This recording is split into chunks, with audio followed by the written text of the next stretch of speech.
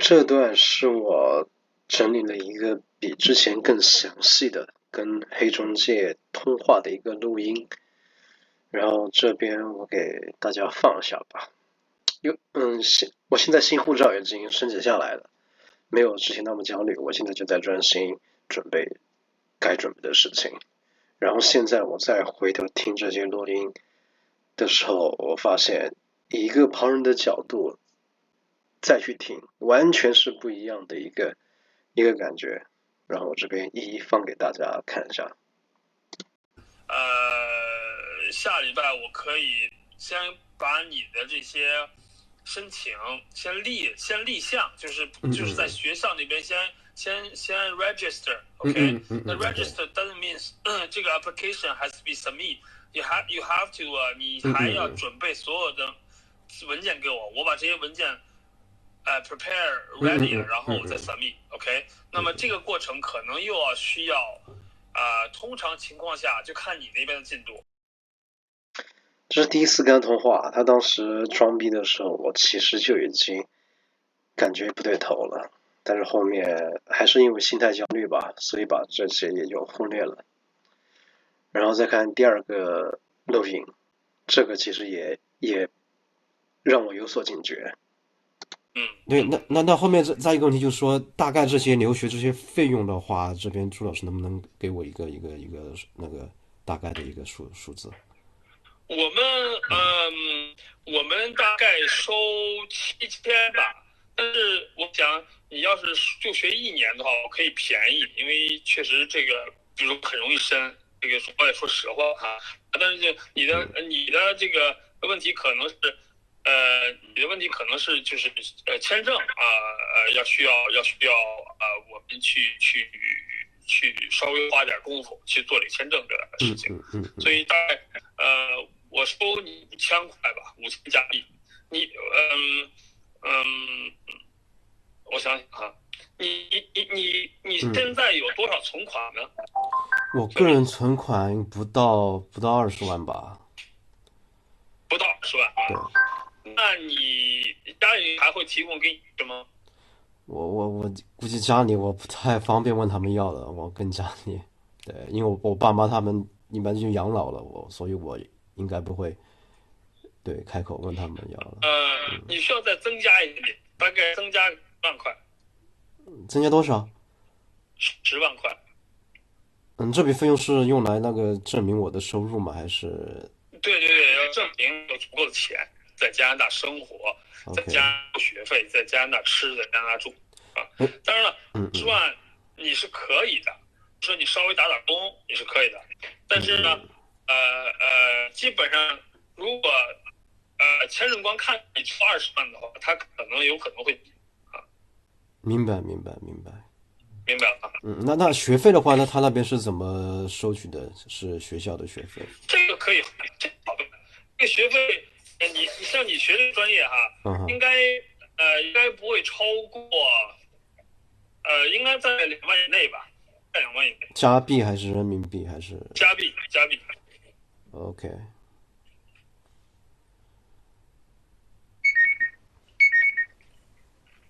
喂。哎，我这边能听见。那就说我前后加上就是给你们的佣金，加上学费，我再加上除开财力证明，就说给你们的佣金，然后加上学费，大概最终的数字是多少？学费假设说2万哈，然后七七八八的还有新报名费啦，是吧？你英语怎么样？这个录音可以看到，他是直接一上来就问我有多少存款。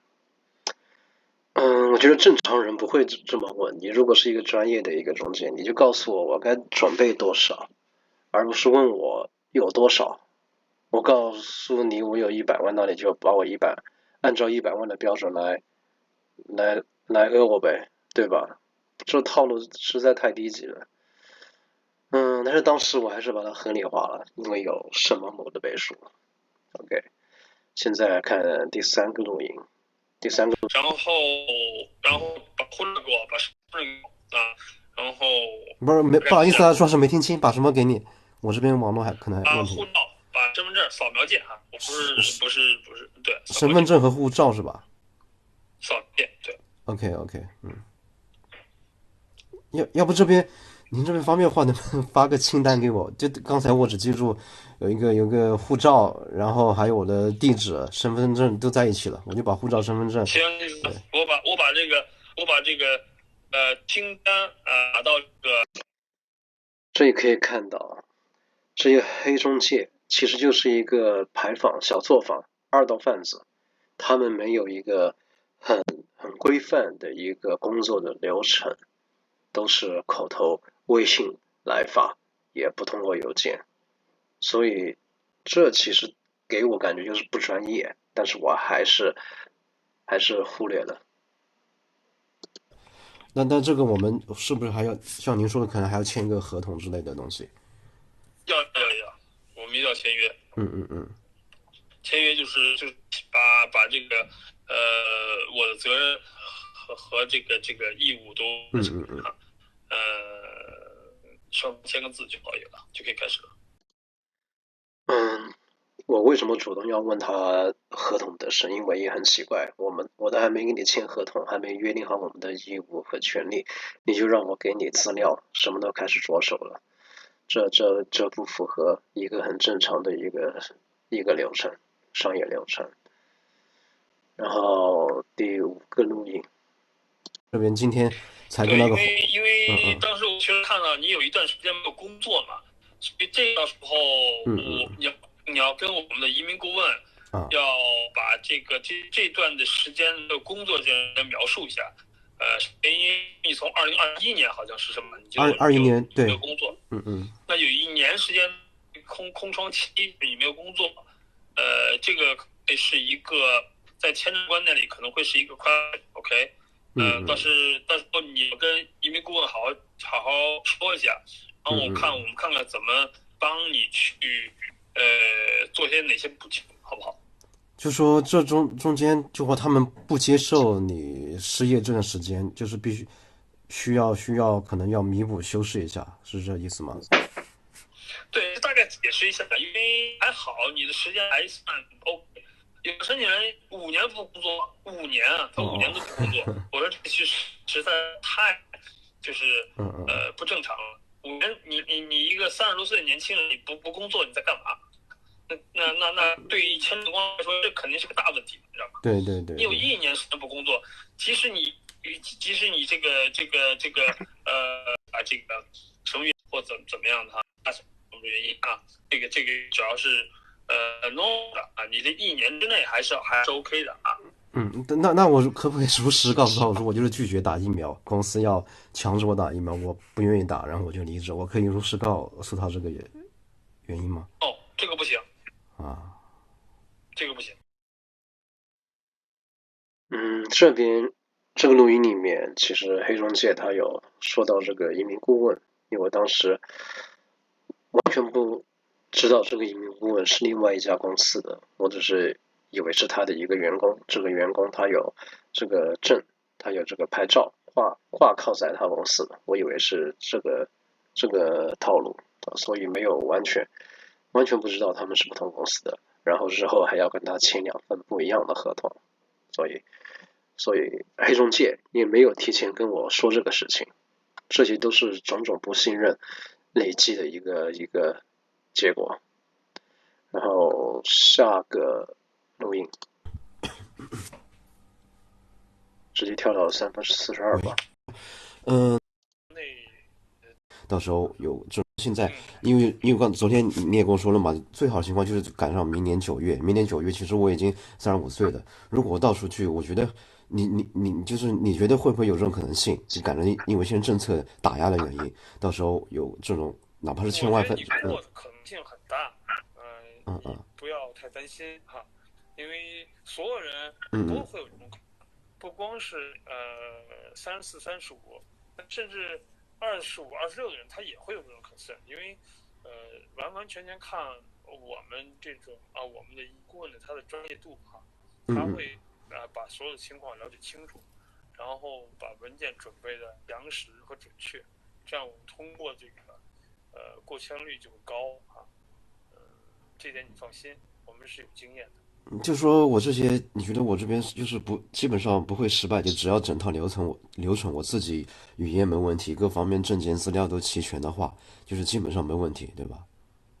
对你的就是通过率还是蛮高的我们会按照这边的要求来准备文件，之后从一开始这个移民顾问就会要求你提供一些什么样的文件，然后如果你没有的话，会要求你怎么准备，我们都会跟你说，好不好 OK，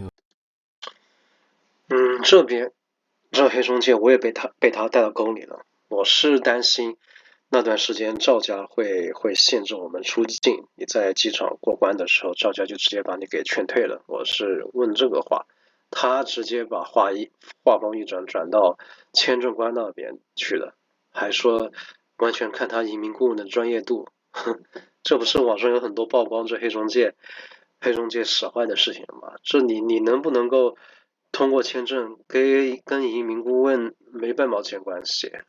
所以这典型的是在这边忽悠。然后继续听。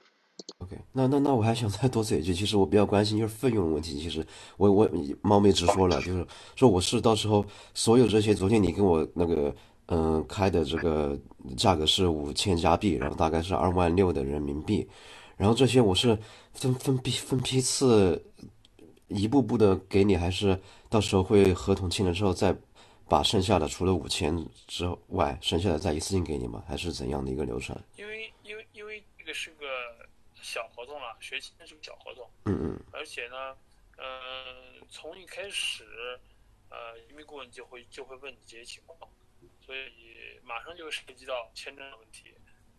你可以分开，但分开的话，那签证的这些东西就不好回答。所以说，我们通常情况下就是要求申请人一次付，然后这样他会很顺利的跟这个移民顾问对接，有什么问题就可以随时问。那我之后还是跟你对接，还是会有其他人？会有移民顾问，持牌的移民顾问，你会跟他对接啊。我这边呢是留学顾问，后面还有移民顾问。我知道，但移民的话，我估计那可能就后话了，因为现在你也知道，我现在急着出去，既然我以留学生，不是移民的后话，是学签也是移民顾问来处理。OK，那就是说我再支付5000块钱，你把合同给我，我们签字，然后之后我再付款吗？还是怎样？对，再付款，再把余款当然付掉，按照这个当天的汇率然后告诉你。这样子是吧？那合同里面它有写明，就是这些万一失败的话，这些费用有没有怎么处理这些条款？有合同有，我们有。那这边有退款机制。对，你能不能先跟我说一下吧？就是因为这费用的话，其实我个人还是蛮敏感的，蛮方便说一下吗？是，我们大概50%吧，就比如5000要没办下来，我们会是这样的哈，先给你讲，我们是我们申请哈，第一次申请，如果申请没有过，那么我们会马上进行第二次2000啊，我们通常是这样，马上会进行2000。我们大概1000过签率是在90%以上，就基本上你1000就会过，只要按照我们的要求准备好你的文件啊，除非你当时那边你文件你准备不出来，那我没办法。但是如果我们要求你的文件，基本上大部分人都能准备出来哈。就是如果有没有通过的啊，没有通过，我们马上会签第二次，我们马上会准备这个第二签，而且我们也不收费，不会再进行收费。就是说我们这边呢，第二签就是移民顾问这边是免费服务的，直到把它办通过为止。因为我们也有退费的，因为过不了的话，我们也要退钱，我们也不会去说不尽力。OK，下一个录音是我在最后跟他通话的时候，他一些恼羞成怒、有点破防的一个通话，来听一下。一下吧。跟我聊天呢，我100%觉得你确实是一个申请人，一个真实的申请人。啊，但是呢，你的条件呢，说实话不是特别好啊。没错，是真的，这是真心的啊，对，真的。对。不过你放心了哈。我自己其实评估了，我会全力帮助你哈。帮助你这个申请和帮助你的学签，这点呢，你放心，我们有足够的经验。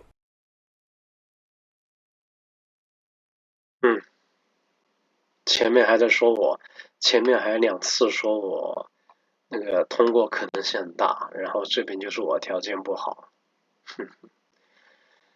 好，下一个录音，这边是他抬高自己的身价，他说他为什么要每小时咨询费是500，然后我之前不是说网上那个实传稿说是200嘛，大家市场价都是200，他为什么抬到500？然后他又编了一套，听一下吧。你知道为什么移民顾问的收费是150块钱1小时？这是公开价格。我没有。之前收的是，我告诉你我们之前收多少？我们之前收的是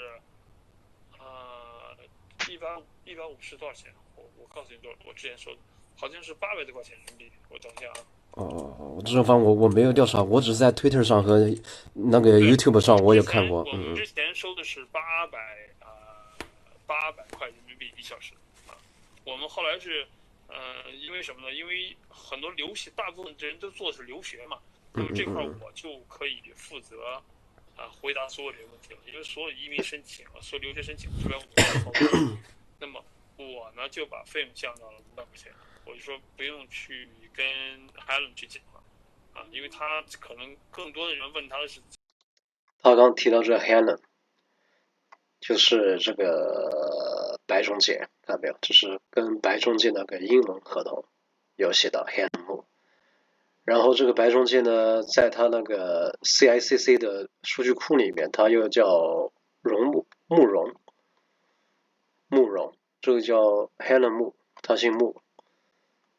他的名字还写的不一样，难道你不应该以你 CCIA 的注册的名字为准吗？继续听。咨询移民的事儿，那你咨询移民的事儿，那可能就是另外一个程序了。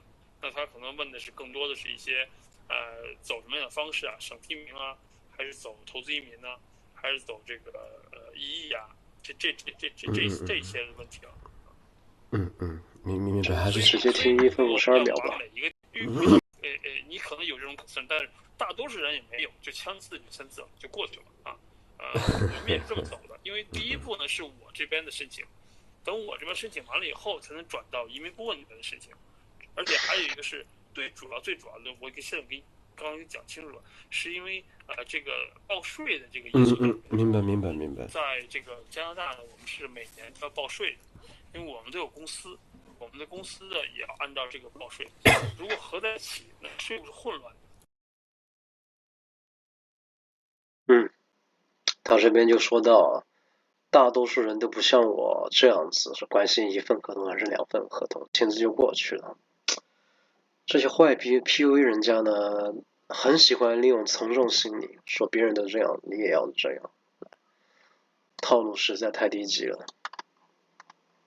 然后下个录音，就是说，如果我放弃的话，这5000块钱也拿不回来了吗？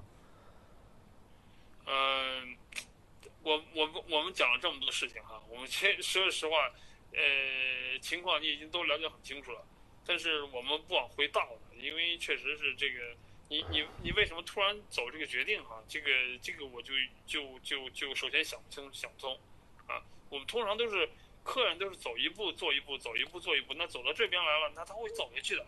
我知道，我刚才我其实解释了，就是信任确实破裂，因为你一步步让我交500，交5000，然后因为这种流程其实按照大多签合同的流程其实不太对的，一般签完合同再付款，而你是让我先交5000再付款，再给我看合同。其实当时我就有点警惕的，因为是考虑到公子审对，因为公子审的背书在这里，所以我才放心的交了那5000块钱。如果是别人让我交我钱，没有公子审，是其他找我不会给这5000的，完全是因为公子审的他个人的一个名誉和名声在里面，所以这个流程其实不太对。其实这段录音我截取出来只是一部分，因为我在跟他最后争执的时候，我多次提到工资审，但是他都没有理会我的这个事情，然后还是说别人都是走一步做一步，我又是一个不一样的，又是在利用从众心理来想在这里 PUA。下个录音。是 Little Squirrel， 还有我这公司，我们是2个合同啊。我给你解释一下为什么是2个合同。因为我之前是1个合同，但是呢，后来会计提醒我，因为我们是2个公司，一个是我这边的公司，还有一个是就是移民顾问那边的公司。他是注册的 CICC，我有查过的。对，所以说呢，我们报税呢是分开报的，所以会计提醒我说，你们这个账呢现在是混在一起是不行的，所以我就后面呢我就都分开了2个，就是把金额分成一半，一半呢是在我这里，一半是在移民顾问那里啊。其实是过程都是一样的啊，但是我们就是为了把账清楚一些，所以合同呢也分开啊。这个应该没什么大问题。可以看到这个黑中介本来就是没有资质的，然后不断的说谎，不断的撒谎，不断的圆。从他的语气，从他的这些编造的这些谎言来看，实在是太低级。